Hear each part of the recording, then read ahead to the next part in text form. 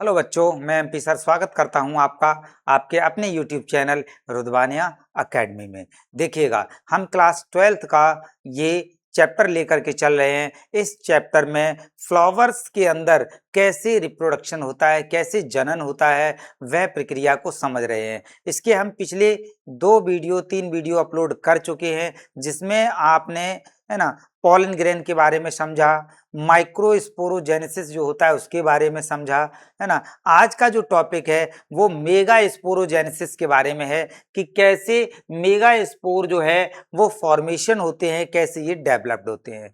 तो चलिए स्टार्ट करते हैं इसको। अभी तक अगर आपने रुदबानिया एकेडमी यूट्यूब चैनल को सब्सक्राइब नहीं किया है तो इसको सब्सक्राइब करिएगा, लाइक करिएगा, जिससे हमारा मोटिवेशन बढ़ सके और हम आपको क्लास 12th की पूरी बायोलॉजी अच्छे से कवर करा सकें। क्लियर है ना। जब आप हमें कुछ ना कुछ मोटिवेशन देंगे, कुछ प्रोत्साहन देंगे, तभी हम आगे बढ़ पाएंगे। क्लियर है। चलिए समझते हैं और शुरुआत करते हैं एक प्यारा सा टॉपिक जो कि है मेगा स्पोरोजेनेसिस। देखिए, मेगा स्पोरोजेनेसिस जो है इसको गुरु बीजाणु जनन, हिंदी में इसको क्या कहते हैं, गुरु बीजाणु जनन के नाम से जाना जाता है। क्लियर है ना। अब एक चीज यहाँ पे समझिएगा, एक्चुअल में मेगा स्पोर का या फिर जो फीमेल गैमेट है, एग सेल कैसे बनती है, वो यहाँ पे पूरी कहानी आपको दिखाई जा रही है, समझाई जा रही है। आप उसको समझिएगा, है ना। जो यहाँ पे शुरुआत जो है वो एक एमएमसी, एक सेल है, एक कोशिका है, जिसको एमएमसी बोला जाता है। एमएमसी की फुल फॉर्म क्या होती है, मेगा स्पोर मदर सेल। और इसकी प्लॉइडी देखिएगा, इसकी प्लॉइडी क्या है, 2n है, यानी कि इसको हम कह सकते हैं ये अभी डिप्लॉयड स्टेज में है, दुगुड़ित है। क्लियर है ना। चलिए, अब ये एमएमसी जो सेल थी इसमें मियोसिस हुआ। क्या हुआ, मियोसिस, अर्धसूत्री विभाजन हुआ इसमें। और आपको पता है जब भी मियोसिस होता है तो मियोसिस फर्स्ट और मियोसिस सेकंड के बाद में एक कोशिका से 4 कोशिकाओं का निर्माण होता है। इतना आपको पता है ना। क्लास 11th की जो बायोलॉजी है वहां से ये डिटेल में पूरा चैप्टर है जो आप समझ चुके हैं, है ना। या फिर हम आगे उसको समझाएंगे, आप वीडियो पढ़े रहेंगे, आप उनको देख लीजिएगा। देखिए, अभी एक कोशिका से 4 कोशिकाओं का निर्माण हुआ है, 1 2 3 और 4। ये 4 मेगा स्पोर, इनको नाम दिया गया है और इनको कहा जाएगा 4 मेगा स्पोर। ठीक है ना, क्लियर है। और इनकी प्लॉइडी देख लेंगे तो ये एन है, यानी इसको जो है हैप्लॉइड कंडीशन कहेंगे, या फिर इसको आप अगुणित भी कह सकते हो। क्या कह सकते हो, अगुणित कह सकते हो। क्लियर है ना। चलिए, ये यहाँ पे हो गया। अब इन 4 में से ऊपर वाले जो है या कोई भी आप मान लो 3 जो है वो डिजेनरेट हो जाएंगे। डिजेनरेट का मतलब होता है सूख जाना या डेड हो जाना या खत्म हो जाना, ये डिजेनरेट हो जाएंगे। अब देखिएगा, ये आपको दिखाए गए हैं, ये तीनों जो है वो डिजेनरेट हो गए हैं, सूख गए हैं, ड्राई हो गए हैं। क्लियर। अब जो एक बचा है यही कहलाएगा फंक्शनल मेगास्पोर, जिसको सक्रिय गुरु बीजाणु भी कहते हैं। क्या कहते हैं इसको, सक्रिय गुरु बीजाणु या फिर फंक्शनल मेगास्पोर, है ना। यहाँ पे एक वर्ड आता है जिसको अभी हम आपको समझाएंगे, अभी आप समझ लीजिएगा, जो समझा रहे हैं उसको ध्यान दीजिएगा। क्या है, द क्रूशियल ट्विस्ट। क्या क्रूशियल ट्विस्ट है, बस यही वर्ड मैं आपको समझाने वाला था, जिसको बोला जाता है मोनोस्पोरिक डेवलपमेंट। मोनोस्पोरिक डेवलपमेंट का मतलब क्या है, तो मोनोस्पोरिक डेवलपमेंट से जहां 4 मेगा स्पोर का फॉर्मेशन हो रहा था, 4 में से 3 डिजेनरेट हो गई, एक मेगा स्पोर जो है वो सिर्फ फंक्शनल रहा है। तो 1 के लिए क्या वर्ड यूज होता है, 1 के लिए मोनो वर्ड यूज होता है। क्या वर्ड यूज होता है, मोनो। तो एक डेवलप हुआ है, इसलिए ये क्वेश्चन, ये कॉन्सेप्ट कई बार पूछा जाता है कि मोनोस्पोरिक डेवलपमेंट से आप क्या समझते हैं। क्लियर है ना। चलिए समझ लेते हैं।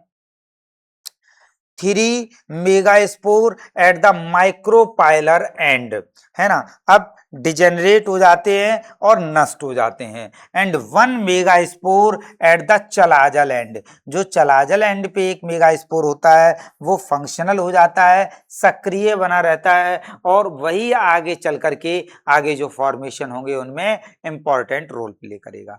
मीन्स यहां से एक था, 1 से 4 बने, 4 में से 3 डिजेनरेट हो गए और एक की आगे प्रक्रिया स्टार्ट हो गई अभी, है ना। तो चलिए समझते हैं। और यही फंक्शनल मेगास्पोर जो है वो आगे चल करके एम्ब्रियो सैक का निर्माण करेगा। किसका निर्माण करेगा?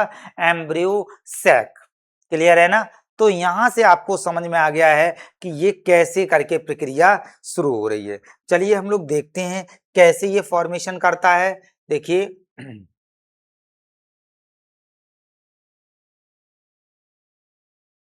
अब इसको समझिएगा, ये एक एम्ब्रियो सैक दिखा जा रहा है। जो हमने अभी पीछे बताया था, हमने कहा था 4 में से 3 डिजेनरेट हो जाते हैं, एक फंक्शनल रहता है। तो वही फंक्शनल वाला यहाँ पे हम उसको उठा लाए हैं और यहाँ पे उनमें कोशिकाएं और सेल का फॉर्मेशन कैसे हो रहा है वो यहाँ पे आप देखिए। बहुत प्यारा डायग्राम है ना। और इससे सभी चीजें बहुत अच्छे से क्लियर हो रही हैं, आप बस समझने का प्रयास करिएगा। क्लियर है ना। चलिए इसको हम समझते हैं और यहाँ पे जो है वो इस कलर से आप समझिएगा इसको, ठीक है ना। देखिए एम्ब्रियो सैक हमने आपको बताया था, जो एक फंक्शनल मेगास्पोर बचा है वही बाद में आगे जाकर के डेवलप होकर के एम्ब्रियो सैक का निर्माण करेगा। ये पूरा एम्ब्रियो सैक है जो ओव्यूल के अंदर होता है। किसके अंदर होता है? ये ओव्यूल के अंदर होता है ना। समझ लीजिएगा। जैसे करके आगे हम आपको दिखाएंगे, है ना। यहाँ से इंटेग्यूमेंट निकले रहते हैं इस तरह से, ये इंटेग्यूमेंट से निकलते हैं और यहाँ से चल करके ये पूरी कहानी बनती है जाकर के इस तरह से, है ना। तो अभी हम सिर्फ जो है वो एम्ब्रियो सैक को समझ रहे हैं, तो आप एम्ब्रियो सैक को समझिएगा। पहला अगर हम इसका बात करते हैं तो मध्य भाग है, ये सेंटर में होता है। एक बड़ी केंद्रक कोशिका, एक लार्ज सेंट्रल सेल जिसमें 2 ध्रुवीय केंद्रक, 2 पोलर न्यूक्लियाई होते हैं। अब देखिएगा ये बीच में, देखिएगा यहां से जो है वो एक अलग कोशिका है, एक अलग सेल है। ये देखिए, और इसमें एक न्यूक्लियस एक ऊपर से आया है, इस पोल से आया है, और एक और जो न्यूक्लियस है वो इस पोल से आया है। क्लियर है ना। ध्यान दीजिएगा। तो ये यहाँ पे हो गई, आगे समझिएगा इसी में।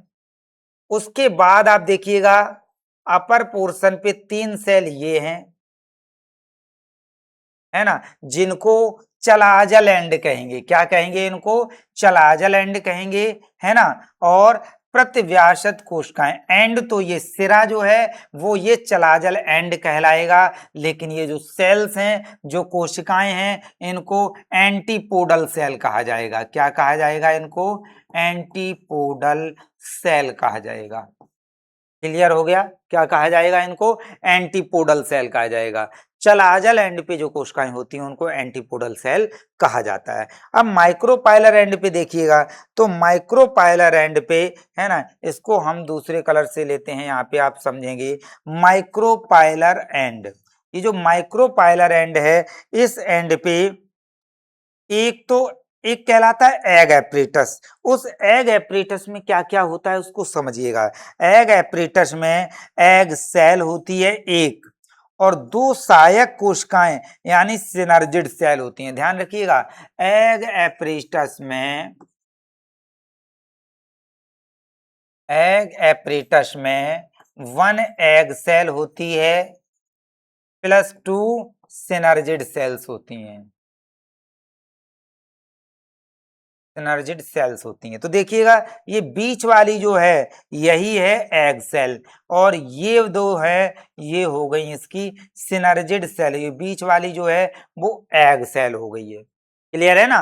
तो यहां से आप देखेंगे 3 सेल्स अपर हो गई हैं, 3 सेल्स लोअर में हो गई हैं, और 1 सेल सेंटर में हो गई है। तो इसको कहते हैं 7 सेल्ड स्टेज। 7 सेल्ड हैं, लेकिन न्यूक्लियस कितने हैं देखिएगा, 1 2 3 4 5 6 7 8, 7 सेल्ड 8 न्यूक्लिएट स्ट्रक्चर इसको कहा जाता है। यहां से आपको क्लियर हो गया होगा, 7 सेल्ड और 8 न्यूक्लिएट स्ट्रक्चर इसको कहा जाता है। क्लियर है ना। ये देखिएगा, परिपक्व भ्रूण 7 कोशिकीय 8 केंद्रकीय होता है ना, और यह है मैच्योर एम्ब्रियो सैक कहलाता है। क्लियर। तो इस तरह से ये हो गया। अब यहाँ पे आप देख रहे हैं फिंगर लाइक ये प्रोजेक्शन कुछ आपको दिखाई दे रहे हैं, है ना, उंगलियों जैसे प्रवर्ध दिखाई दे रहे हैं। तो इसको यहाँ पे पराग नली को मार्गदर्शन करने के लिए एक एपरेटस कहलाता है, जिसको फिलीफॉर्म एपरेटस कहा जाता है। क्या कहा जाता है, फिलीफॉर्म एपरेटस कहा जाता है। क्लियर है ना। तो ये यहाँ पे हो जाता है भाई। चलिए, तो ये एम्ब्रियो सैक के बारे में आपको अच्छे से क्लियर हो गया होगा। थोड़ा सा और हम आगे चलते हैं। अब उस एम्ब्रियो सैक को थोड़ा और डेवलप्ड करके दिखाया गया है, जिसमें फर्स्ट वाले में सेल्स का फॉर्मेशन इनिशियल स्टेज में था, और यहाँ पे सेल्स क्लियरली दिखाई दे रही हैं। एक बार जल्दी से हम इसको रिकैप करते हैं और देखते हैं।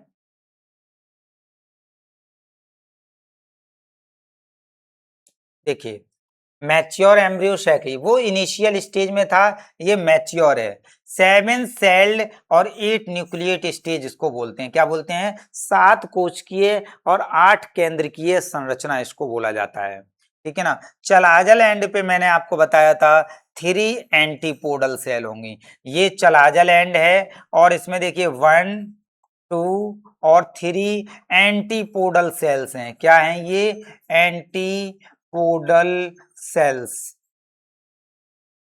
ठीक है ना, ये एंटीपोडल सेल्स। बीच में एक देखिएगा सेंटर सेल है, ये देखिए, इसको सेंटर बोलते हैं, सेंट्रल सेल बोलते हैं, और इसमें 2 पोलर न्यूक्लियाई होते हैं, दोनों आपको दिखाई दे रहे हैं। क्लियर है ना। माइक्रोपाइलर एंड पे, है ना, 1 एग सेल और 2 सिनर्जिड मिलकर के एग एपरेटस का फॉर्मेशन करते हैं। ये भी क्लियर है। यहाँ पे जो है फिलीफॉर्म एपरेटस होता है, जो पॉलिन ट्यूब जनरेट होती है, वो यहाँ पे रास्ता दिखाती है कि यहाँ से आप एंट्री कर सकते हैं। क्लियर है ना। तो ये आपको समझ में आ गया होगा। बहुत अच्छा से डायग्राम है। आगे देखिएगा भाई। चलिए, अभी ये पूरा ओब्यूल, एनाट्रोपस ओब्यूल इसको कह सकते हो, वो कंप्लीट आपको शो किया गया है। आप यहां से समझ सकते हैं। देखिएगा,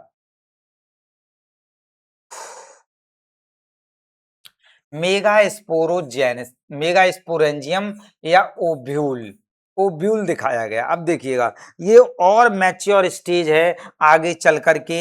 यहाँ से ये देखिएगा, है ना, वो लटका हुआ है, हैंग्ड है, और ये पूरा आ जाता है। ये सिरा जो है वो माइक्रोपाइल या माइक्रोपाइलर एंड कहलाता है। स्मॉल ओपनिंग होती है यहाँ पे, है ना, और ये वाला सिरा जो है वो चलाजल एंड कहलाता है। क्या कहलाता है, चलाजल एंड कहलाता है।